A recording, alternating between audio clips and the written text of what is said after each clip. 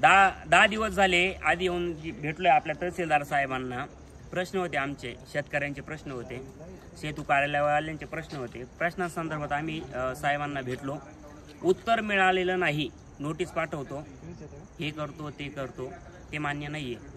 कामच झालं पाहिजे। पगार देतोय, लाखोचे पगार आहे। कष्टकरी जनता आहे ना, कष्ट करते आणि कररूपी पैसा आहे ना तिजोरीत जमा होतोय। तर आहे ना कामच झालं पाहिजे।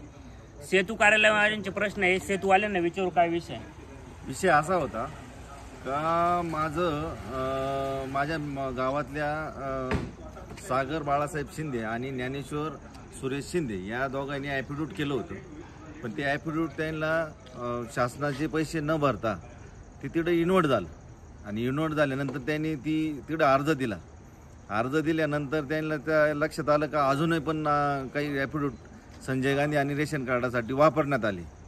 ते पण माहितीच्या अधिकारात काढले आणि त्यांनी ते तहसीलदार साहेबांना दाखवले। परंतु जो चोरी करतो तो त्याच्यामध्ये विनवाला असल्यामुळं त्यांनी ओझरचा अर्जदार असल्यामुळं माझं नाव घेतलं आणि विंचूरच्या लोकांचे जबाब घेतले। त्याच्यात डोंगरगावचे लोक आहे, काही ते विंचूर सर्कलचे लोक जे आहे त्यांचे जबाब घेतले की हे आम्ही ॲफिडेविट खोटं ॲफिडेविट ओझरला जाऊन बनवलं।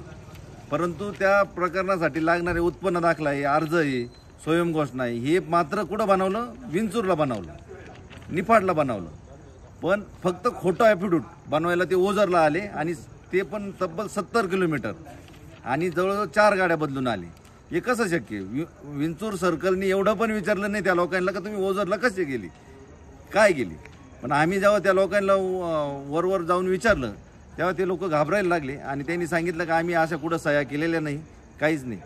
माझा तरी अंदाज असा आहे याच्यामागं विंचूरचेच काही लोक असू शकतात, म्हणून त्यांनी सर्कलला दबाव टाकून किंवा काहीतरी पैसे देऊनच 100% पैसे देऊनच हे माझ्या विरोधात दबाव घेतले, जेणेकरून आमचा जो 70-80 लाख रुपयाचा काय घोटाळा झालेला असेल तो दाबण्यात यावा।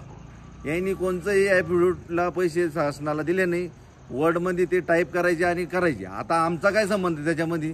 मी ओझर